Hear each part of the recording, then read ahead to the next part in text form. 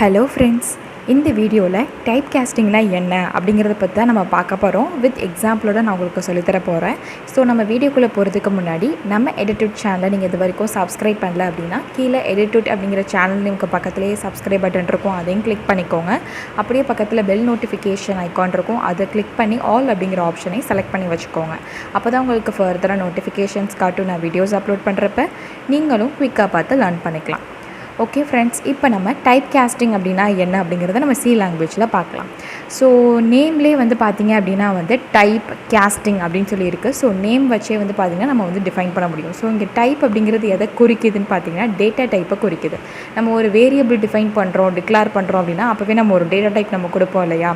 So அந்த மாதிரி data டைப்பை பார்த்திங்கன்னா நான் காஸ்டிங் பண்ணணும்னு நினைக்கிறேன், அதாவது என்ன சேஞ்ச் பண்ணணும்னு நினைக்கிறேன் அப்படிங்கிறது பண்ண முடியுமா, நான் கன்வெர்ட் பண்ணணும்னு நினைக்கிறேன் அப்படிங்கிறது தான் பார்த்திங்கன்னா இந்த டைப் காஸ்டிங் அப்படிங்கிறதோட மீனிங்.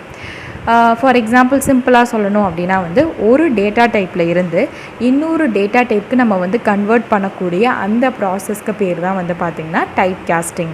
டைப் காஸ்டிங்க்கு இன்னொரு பேர் பார்த்திங்கன்னா டைப் கன்வர்ஷன் அப்படின்னு சொல்லிட்டு இன்னொரு பேரும் இருக்குது. ஸோ மோஸ்ட்லி பார்த்திங்கன்னா மாற்றி மாற்றி யூஸ் பண்ணிக்குவாங்க. டைப் காஸ்டிங்னு யூஸ் பண்ணுவாங்க சிலர், ஒரு சிலர் டைப் கன்வர்ஷன் கூட யூஸ் பண்ணுவாங்க. ஸோ ரெண்டுமே பார்த்திங்கன்னா ஒரே பர்பஸை தான் குறிக்குது. ஒரு டேட்டா டைப்பில் இருந்து இன்னொரு டேட்டா டைப்புக்கு நம்ம கன்வெர்ட் பண்ணணும் அப்படிங்கிறப்ப அந்த ப்ராசஸ்க்கு பேர் தான் டைப் காஸ்டிங். இப்போ ஃபார் எக்ஸாம்பிள் நம்ம எடுத்துக்கிட்டோம் அப்படின்னா இப்போ ஒரு லாங் வேல்யூ இருக்குது. ஒரு வேரியபிளுக்கு பார்த்திங்கன்னா நீங்கள் லாங் அப்படிங்கிற டேட்டா டைப்பை யூஸ் பண்ணி டிஃபைன் பண்ணியிருக்கீங்க. எனக்கு நான் சில ப்ரோக்ராமில் நான் எழுதியிருக்கேன் சில ஸ்டெப்ஸ். அந்த இடத்துல பார்த்திங்கன்னா எனக்கு அந்த லாங் வேல்யூ நான் யூஸ் பண்ணக்கூடாது. சில நேரத்தில் இன்டீஜராக அதை நான் மாற்றி ஆகணும். ஸோ அப்போ அந்த இடத்துல எனக்கு எது ஹெல்ப்ஃபுல்லாக இருக்கும் அப்படின்னா இந்த டைப் காஸ்டிங் ஆப்ரேஷன் தான் ஹெல்ப்ஃபுல்லாக இருக்கும். ஸோ எந்த யூஸ் கேஸ் அப்படிங்கிறத பொறுத்து இருக்குது. ஸோ அந்த மாதிரி நேரத்தில் நீங்கள் என்ன பண்ணிக்கலாம்னா இந்த டைப் காஸ்டிங்கை யூஸ் பண்ணிக்கலாம்.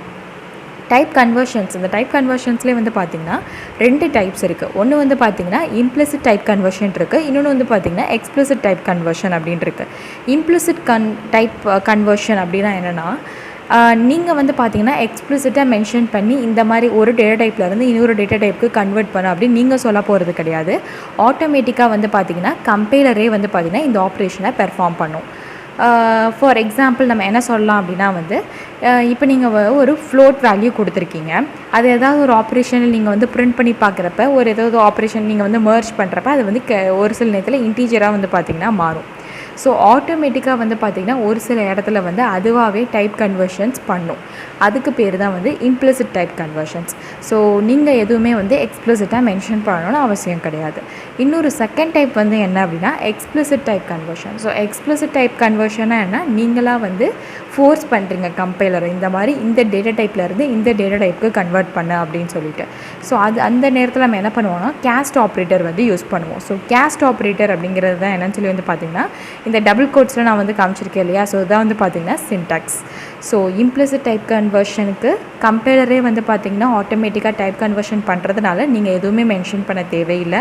எக்ஸ்ப்ளிசிட் டைப் கன்வர்ஷனில் பார்த்திங்கன்னா கம்பைலர் பண்ணாது, நம்ம கம்பைலரை ஃபோர்ஸ் பண்ணி ஒரு டேட்டா டைப்பில் இருந்து இன்னொரு டேட்டா டைப்புக்கு கன்வெர்ட் பண்ண சொல்கிறோம்.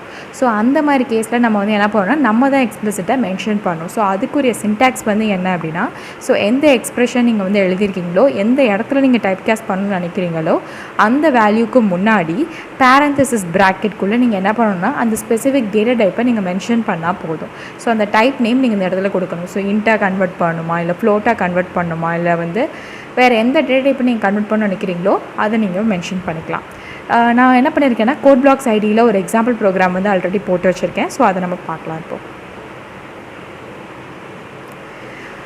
இதான் பார்த்திங்கன்னா ஆஷ் இன்க்ளூட் stdio.h அப்படிங்கிற இந்த ஃபர்ஸ்ட் லைன் நமக்கு எப்பவுமே சொல்கிறது தான். ஸோ இந்த ஹெடர் ஃபைல் தான் பார்த்திங்கன்னா நமக்கு printf ஃபங்க்ஷன்ஸ் பற்றின எல்லா டெஃபினிஷன்ஸ் இருக்கிறதுனால நான் அதை யூஸ் பண்ணியிருக்கேன். ஏன்னா என் கோடில் printf அப்படிங்கிற ஃபங்க்ஷனை யூஸ் பண்ணுறேன். இதை பற்றின டெஃபினிஷன்ஸ் இங்கே இருக்குது. அப்போ நான் இதை இன்க்ளூட் பண்ணால் தான் என் கோடு ரன் ஆகும். அதனால் மெயின் ஃபங்க்ஷனில் எப்போவுமே ப்ரோக்ராம் எக்ஸிக்யூஷன் ஸ்டார்ட் ஆகும். ஸோ அதனால் நம்ம மெயின் ஃபங்க்ஷன் அப்படிங்கிறத போட்டு நான் என்னோடய கோடு எல்லாமே உள்ளே எழுதியிருக்கேன். ஜஸ்ட் வேரியபிள் டிக்ளரேஷன், அதுக்கப்புறம் ஒரு ஆவரேஜ் மீன் வேல்யூ நம்ம கண்டுபிடிக்கிறோம், அதுக்கப்புறம் ஜஸ்ட் பிரிண்ட் பண்ணுறோம். அவ்வளோதான் அந்த கோட். ரொம்ப ரொம்ப சிம்பிள். நான் என்ன பண்ணிட்டேன்னா டேரெக்டாகவே பார்த்திங்கன்னா வேல்யூஸ் அசைன் பண்ணிட்டேன். ஸோ இங்கே வேரியபிள் இனிஷியலைசேஷன் நம்ம பண்ணியிருக்கோம். ரெண்டு இன்டீஜர் வேரியபிள்ஸ், ஒன்று பார்த்திங்கன்னா சம் அப்படின்னு சொல்லிட்டு ஒரு இன்டீஜர் வேரியபிள் 17 அப்படிங்கிற ஒரு வேல்யூ வச்சுருக்கேன். ஸோ இன்னொன்று பார்த்திங்கன்னா கவுண்ட் அப்படின்னு சொல்லிட்டு ஒரு இன்டீஜர் வேரியபிள் பார்த்திங்கன்னா 5 அப்படிங்கிற வேல்யூ வந்து வச்சுருக்கேன். ஸோ இது இந்த ப்ரோக்ராம் வந்து என்ன கிட்டத்தட்ட ஆவரேஜ் வேல்யூ. ஸோ ஆவரேஜ் வேல்யூனா என்னது மீன் தான். எப்படி நம்ம கால்குலேட் பண்ணுவோம்? ஸோ டோட்டல் சம் எவ்வளோ வந்துச்சு, ஸோ எத்தனை நம்பர்ஸ் நம்ம ஆட் பண்ணி இவ்வளோ சம் வந்துச்சு, ஸோ அந்த கவுண்ட் வேல்யூ அதை வச்சு தான் நம்ம ஆவரேஜ் கண்டுபிடிப்போம். ஸோ அதுக்கு தான் என்ன பண்ணுறேன் அப்படின்னா வந்து இந்த மீன் அப்படிங்கிற வேரியபிள் வந்து யூஸ் பண்ணியிருக்கேன். ஆனால் அது வந்து டபுளில் வச்சுருக்கேன். ஸோ ஏன் அப்படின்னா நம்ம எப்போவுமே டிவைட் பண்ணுறப்போ வந்து பார்த்திங்கன்னா அதோட ரிசல்ட் வந்து நமக்கு ஃப்ளோட்டிங் பாயிண்ட் நம்பர்ஸில் தான் வரும். அதாவது மோஸ்ட்லி டெசிமல் நம்பர்ஸில் தான் வரும். ஸோ அப்படிங்கிறப்ப இந்த இடத்துல நம்ம என்ன பண்ணணும் அப்படின்னா எதர் டபுள் ஆர் ஃப்ளோட் நீங்கள் எது வேணாலும் யூஸ் பண்ணிக்கலாம். நான் வந்து இந்த இடத்துல டபுள் வந்து யூஸ் பண்ணியிருக்கேன் அதோட ரிசல்ட்டை வந்து ஸ்டோர் பண்ணுறதுக்கு. ஸோ யூஸ்வலாக நம்ம வந்து என்ன பண்ணுவோம், மீன் வேல்யூ கண்டுபிடிக்கிறதுக்கு mean is equal to sum divided by count அப்படின்னு சொல்லி நம்ம வந்து கொடுப்போம்.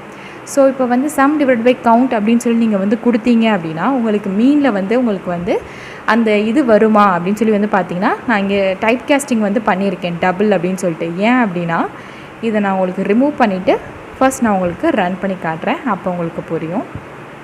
ஸோ ஃபர்ஸ்ட் இப்போ நான் என்ன பண்ணியிருக்கேன் அப்படின்னா எனக்கு மீன் வேல்யூ நான் வந்து கால்குலேட் பண்ணணும். ஸோ சம் அப்படின்ற வேல்யூ இருக்குது, கவுண்ட் அப்படிங்கிற வேல்யூவும் இருக்குது. So sum divided by count ரெண்டுமே டிவைட் பண்ணால் எனக்கு கண்டிப்பாக மீன் வேல்யூ வரும். ஸோ 17 டிவைடட் பை 5 என்ன வேல்யூ வரும் நீங்கள் நினைக்கிறீங்க? 3 சம் வேல்யூஸ் வந்து வரும் நீங்கள் நினைக்கிறீங்க. ஓகேவா? ஸோ 5 3s are 15 ரிமைண்டர் 2 இருக்கிறதுனால நமக்கு 5 4s are 20 3.4 அப்படிங்கிற வேல்யூ தான் ஆக்சுவலாக வந்திருக்கணும். ஆனால் ரிசல்ட் வந்து பார்த்திங்கன்னா எனக்கு 3 ஸோ மீன் அப்படிங்கிறது டபுள் தான். ஸோ டபுள் அப்படிங்கிறதுனால எனக்கு வந்து பிரிண்ட் பண்ணுது ஃப்ளோட்டிங் பாயிண்ட் வேல்யூஸில். ஆனால் வந்து பார்த்திங்கன்னா எல்லாமே டெசிமல் பிளேசஸ்க்கு அப்புறம் இருக்கிறது எல்லாமே ஜீரோவாக இருக்குது. எனக்கு அக்யூரேட்டான வேல்யூ கிடைக்கல. எனக்கு அக்யூரேட்டான வேல்யூ வந்து வேணும் அப்படிங்கிறப்ப நான் வந்து என்ன பண்ணுறேன்னா இந்த இடத்துல நான் டைப் கன்வர்ஷன் பண்ணுறேன். ஸோ அப்போ தான் வந்து எனக்கு என்னாகும் அப்படின்னா வந்து இங்கே எனக்கு டிவைட் பண்ணுறப்ப வரக்கூடிய ரிசல்ட் வந்து எப்படி வருதுன்னு பார்த்தீங்கன்னா வெறும் 3 மட்டும் தான் போகுது. ஸோ அதுக்கப்புறம் இந்த வேல்யூ வந்து டபுளாக இருக்கிறதுனால அது 3.0ன்னு மாறிக்குது. எனக்கு அப்படி இருக்கக்கூடியது இங்கே வரக்கூடிய டிவைட் பண்ணக்கூடிய வேல்யூவும் எனக்கு டபுளாக இருக்கணும். அப்படிங்கிறதுனால என்ன பண்ணுறேன்னா ஃபஸ்ட்டு இந்த சம் ஸோ எதர் ஒன் நீங்கள் நியூமரேட்டரில் உள்ள வேல்யூவை டபுள் நீங்கள் கன்வெர்ட் பண்ணிக்கலாம், இல்லை டினாமினேட்டரில் உள்ள வேல்யூவை டபுள்னு கன்வெர்ட் பண்ணிக்கலாம். எதை வேணாலும் நீங்கள் வந்து டைப் கன்வர்ஷன் பண்ணிக்கலாம். இப்போ நான் என்ன பண்ணுறேன்னா ஃபார் எக்ஸாம்பிள் மேலே உள்ள அந்த நியூமரேட்டர் இருக்கு இல்லையா சம் அப்படிங்கிற அதை வந்து நான் என்ன பண்ணுறேன்னா டைப் காஸ்டிங் வந்து இப்போ நான் பண்ணியிருக்கேன். ஸோ இப்போ நான் ரன் பண்ணுறேன் பாருங்கள். சாரி பில்ட் அண்ட் ரன் கொடுக்கணும் சேவ் பண்ணிவிட்டு.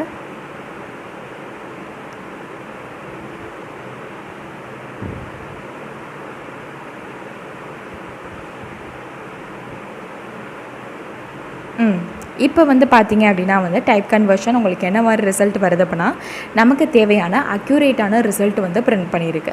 ஸோ மீன் வேல்யூ அப்படிங்கிறப்ப நான் வந்து இந்த இடத்துல என்ன பண்ணியிருந்தேன்னா ஜஸ்ட் சம் டிவைட் பை கவுண்ட்னு கொடுக்குறப்ப ஸோ சம் அப்படிங்கிறதும் ஒரு இன்டீஜர் வேரியபிள், கவுண்ட் அப்படிங்கிறதும் ஒரு இன்டீஜர் வேரியபிள். ஸோ 17 5 ரெண்டையுமே நான் வந்து டிவைட் பண்ணேன் அப்படின்னா வந்து எனக்கு 3 அப்படிங்கிற ரிசல்ட்டு மட்டும்தான் வரும். சப்போஸ் இப்போ நான் எனக்கு என்ன பண்ணி ஆகணும் அப்படின்னு சொல்லி வந்து பார்த்தீங்கன்னா ஏதாவது ஒரு வேரியபிளை வந்து பார்த்தீங்கன்னா நான் வந்து டபுளாக டைப் காஸ்டிங் பண்ணிக்கிறேன். ஸோ டைப் காஸ்டிங் அப்படின்னா அது ஒரு டேட்டா டைப்பில் வந்து இன்னொரு டேட்டா டைப்பை நான் வந்து கன்வெர்ட் பண்ணிக்கிறேன். ஆக்சுவலாக சம் அப்படிங்கிறது உண்மையாகவே நம்ம இன்டீஜர் டேட்டா டைப் தான் டிஃபைன் பண்ணியிருக்கோம். ஆனால் இந்த இடத்துல மட்டும் நான் என்ன பண்ணிக்கிறேன் அப்படின்னா அந்த இன்டீஜரை வந்து டபுளாக கன்வெர்ட் பண்ணிக்கிறேன். ஸோ இந்த இடத்துல இப்போ எனக்கு எப்படி வந்து வேல்யூ மாறும் அப்படின்னா 17.0 அப்படின்னு சொல்லிட்டு சம்மோட வேல்யூ மாறும். ஸோ 17.0 டிவைடட் பை 5 அப்படின்னு சொல்லி இருக்கும். ஸோ இப்போ டிவைட் பண்ணுறப்ப வந்து பார்த்திங்கன்னா உங்களுக்கு மீன் வேல்யூ எப்படி போய் ஸ்டோர் ஆகும்னா மீனில் 3.4ன்னு ஸ்டோர் ஆகும்.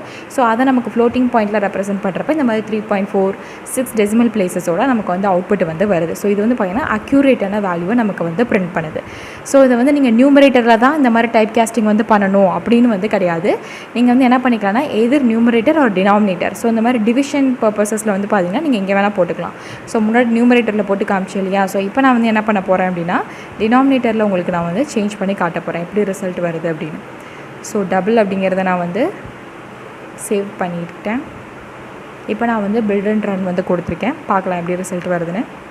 இப்போ வந்து பார்த்திங்கன்னா வேல்யூ ஆஃப் மீன் 3.4 அப்படின்னு சொல்லிட்டு நமக்கு அக்யூரேட்டான ரிசல்ட் தான் வருது. ஸோ வெறும் சம் டிவைட் பை கவுண்ட்டுன்னு கொடுத்திங்கன்னா ரெண்டுமே இன்டீஜர் வேரியபிள்ஸ். ஸோ ரெண்டுமே வரக்கூடிய ரிசல்ட்டு உங்களுக்கு இன்டீஜராக தான் வரும். அதனால் உங்களுக்கு வந்து அக்யூரேட்டான ரிசல்ட் கிடைக்காம போகும். ஸோ அந்த நேரத்தில் நம்ம என்ன பண்ண வேண்டியது இருக்குன்னா டைப் காஸ்டிங் ஒரு டைப் கன்வர்ஷன் பண்ண வேண்டியது இருக்குது.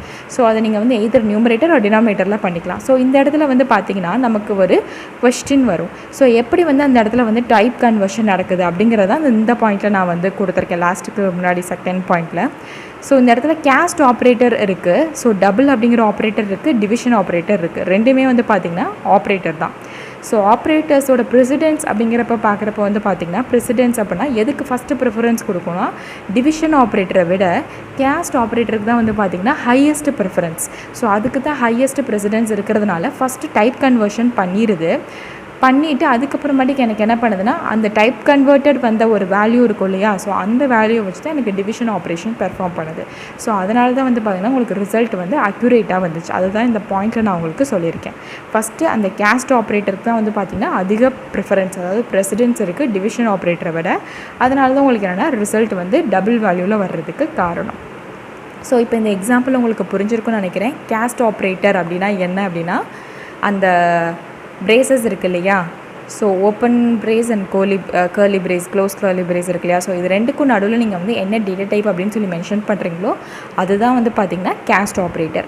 ஸோ இந்த கேஸ்ட் ஆப்ரேட்டர் தான் மற்ற எல்லா ஆப்ரேட்டர்ஸை விடவும் ஹை ப்ரெசிடென்ஸில் இருக்குது நீங்கள் எக்ஸ்ப்ரெஷன்ஸில் யூஸ் பண்ணுறப்ப.